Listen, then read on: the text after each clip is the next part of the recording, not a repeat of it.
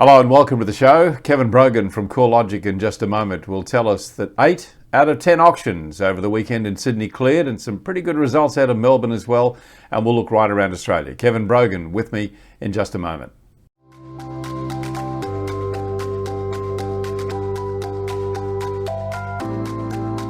In today's market, great ideas alone simply aren't enough, but innovative execution can hand you a real competitive advantage. Nightlight is a cutting-edge illuminated signboard by Printforce that offers round-the-clock visibility and features that maximise advertising space, improving your exposure. Buyers can now see the full picture, day or night, with Nightlight's edge-to-edge illuminated surface, which utilises environmentally friendly, scratch-resistant technology. Now available in 6x4 and 8x4. Nightlight is as versatile as you need to be in today's market. Let your clients know you're working day and night for them, and then prove it with Nightlight.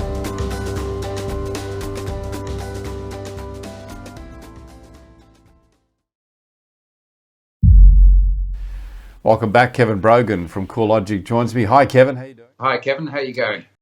Yeah, what a great result over the weekend, hey? Let's bring up the preliminary auction results, and as I said in the intro there, Sydney clearing over 80%, 81.2%. Yeah, look, that's a really strong result, as you said in your introduction, and I think to get that level of success, you need to go back to early 2017 to see that happening consistently. It is something that we've seen out of Sydney and Melbourne recently, stronger results, but it's been a while since we've seen it above 80%. Yeah, Melbourne too, very good, 73.2%. Let's go down. Adelaide, 58.6%. That'd be music to your ears. Oh, look, I mean, that's an improvement on last week for Adelaide. In fact, Adelaide and Brisbane seem to have swapped places this week. Last week, Brisbane was in the driving seat of the two minor auction capital city markets, but this week the roles have been reversed. A good result out of Canberra as well at 63.8%. So overall, 70.4%, the preliminaries. Do you think we'll hold over 70% come the end of the week? Oh, look, I think the collection rate this week's been pretty strong, but I do think it's going to tip a shade under. But nonetheless, I mean, in the high 60s, which is where I think it'll end up, that's a fairly strong result, and it's consistent with what we've been seeing over the last couple of months. Yeah, very good result.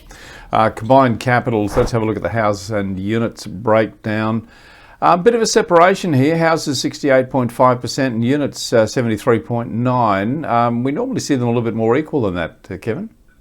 Yeah, look, I mean, the main driver is Sydney. If you have a look at Melbourne, you'll actually see that houses outperformed units, but so 74.4% to 71.1%. But in Sydney, the role was reversed quite significantly. Houses still at 79.7%, but units at 84.4%. Yeah, quite interesting to look at those breakdowns. We'll take you to Sydney now, the sub-regions, and we'll then tell you about the top sale in each of the cap cities. What do we see here, Kevin? A lot of good results, 90% North Sydney and Hornsby. It's pretty spectacular, even Northern Beaches this week. Yeah, so those two sub-regions, I think it's interesting. They are leading the charge for the sort of strengthening auction clearance rates.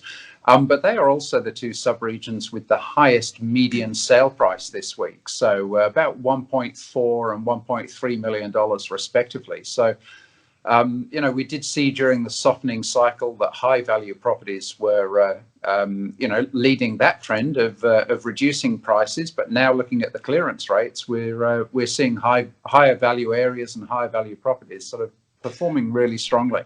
Yeah, even auction numbers are looking good in both those sub-regions, aren't they? Look, they certainly are. I mean, they're two of the largest regions in Sydney, and particularly in a market that's sort of recovering from a softening period. Those are the kinds of areas where you're going to see sort of the emboldened vendor coming to market with their property. And we're talking about North Sydney and Hornsby, which is where the top sale came out of New South Wales as well. It was a unit number 9. or more appropriately, we should call it an apartment. Number 9 at 31 Elamang Avenue at Kirribilli, $3,990,000. Ray White selling this one. Tell me a little bit about Kirribilli, mate. Oh, look, Kirribilli, obviously famous as the suburb that has the Sydney home of the Prime Minister. Look, this is a block of three-story units, which are actually facing to the north, so away from the Harbour Bridge. But this property was bought in 2004 for $700,000. Give you an indication of the appreciation there. They're set on 3,900 square meters of site. So there's a sort of a compound feel, plenty of water frontage, beautiful views over the bay with yachts and marina. Yeah, lovely spot, Kirribilli, and probably, like me, many people have been on the harbour and been on one of those cruises and had a look at all those fabulous properties right along on Kirribilli. Look, I mean, there's been this year 10 unit sales above $2 million, just to sort of give you some idea. Highly sought after area, fared fairly well during the time when the rest of the market was softening. Indeed. Okay, we'll take you to Melbourne now. I wanted to mention Southeast here, fairly outstanding, 87.2% off 52 auctions.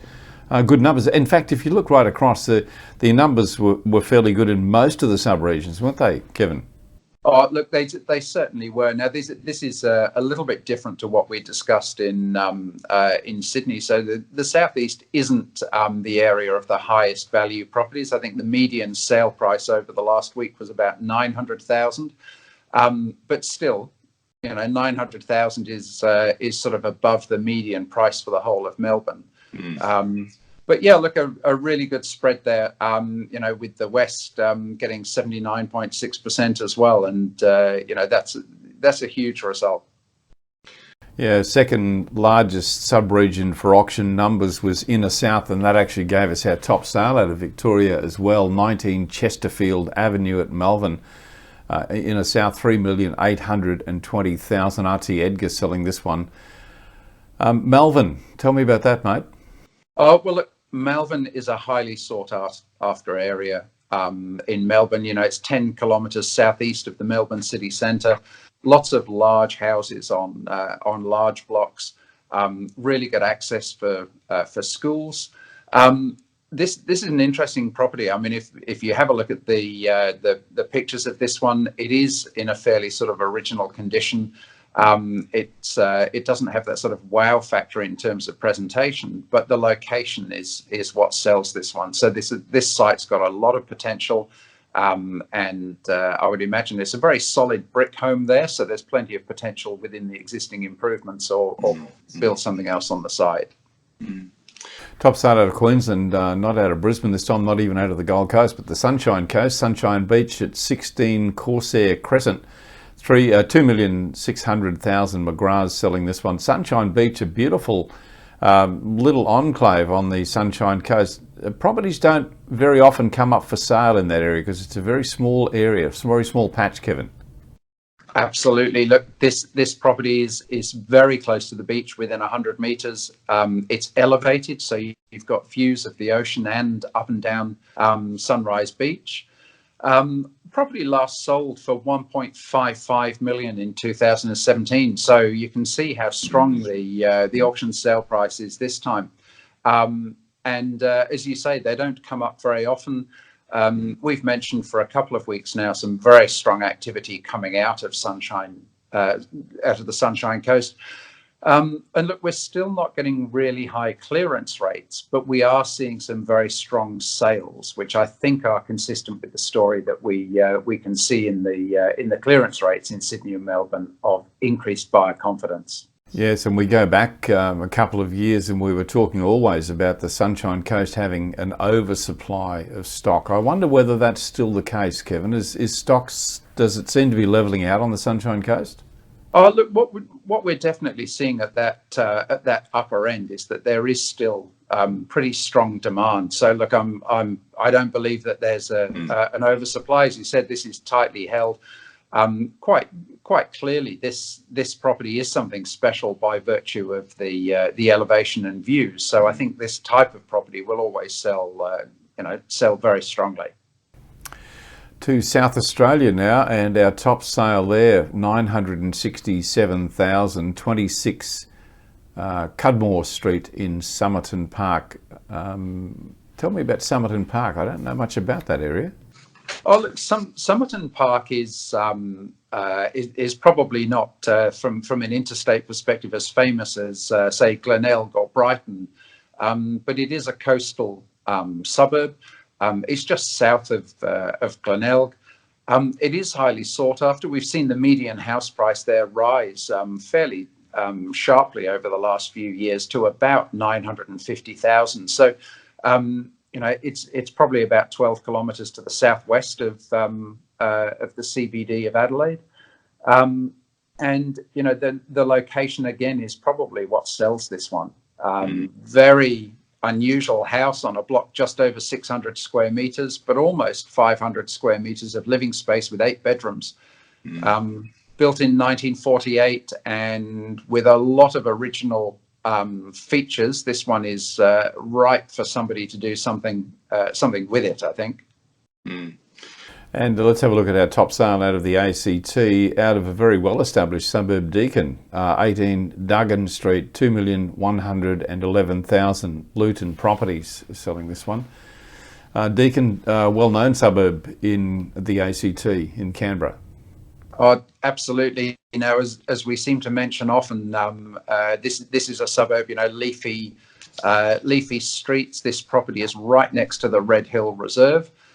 It's only about 2 kilometres away from Parliament House. So, in terms of its location, it's really central, and yet it's slightly elevated, almost a 2,000 square metre block. It's almost like a little bit of country living, but within 2 kilometres of Parliament House. Sort of 1970s contemporary style house. Again, pretty well presented, very spacious. But just the location is fantastic. Renewed confidence in the market. Kevin, I wonder whether we're just now starting to see the impact of the federal election, more consumer confidence, and of course we've seen a lowering in serviceability levels, a number of factors playing into why there should be more consumer confidence in the market. Let's just hope that it leads to more listings, because that's one of the areas that we're seeing is impacting the market, and that's a low number of listings overall. Oh, absolutely, Kevin. We see every year the seasonal impact of the spring selling season. We're starting to see a very slight uplift in the number of auction numbers over the next couple of weeks, but it's not a surge of listings as we would expect in spring. Obviously, 1st of September is when we set the calendar for the beginning of spring, but let's see just how that confidence manifests. And anybody looking to sell their house at the moment would be looking at these figures and seeing that there are encouraging metrics through the market for anybody looking to sell. So just in summary, before we let Kevin go, we've got a preliminary weighted average of 70.4%, Sydney coming out on top at 81.2%, Melbourne at 73.2%. So we'll just monitor this as we go through. Normally by Wednesday or Thursday, Kevin is able to share with us some figures that give us some final and more accurate figures on the clearance rates. And Kevin, I look forward to catching up with you on Friday with those figures and a look ahead at what's happening for the market around Australia. Thanks for your time, Kevin. Kevin Brogan from CoreLogic. I'll talk to you again on Friday. Looking forward to it, Kevin. Thanks very much.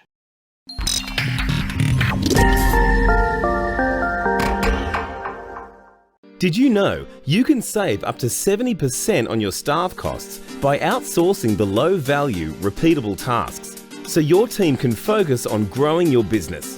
Beepo is an outsourcing provider focused on the real estate industry. With an English-speaking, tertiary qualified and fully trained team in the Philippines, Beepo will give your business the boost it needs to start growing and returning value to you. For more information, visit beepo.com.au.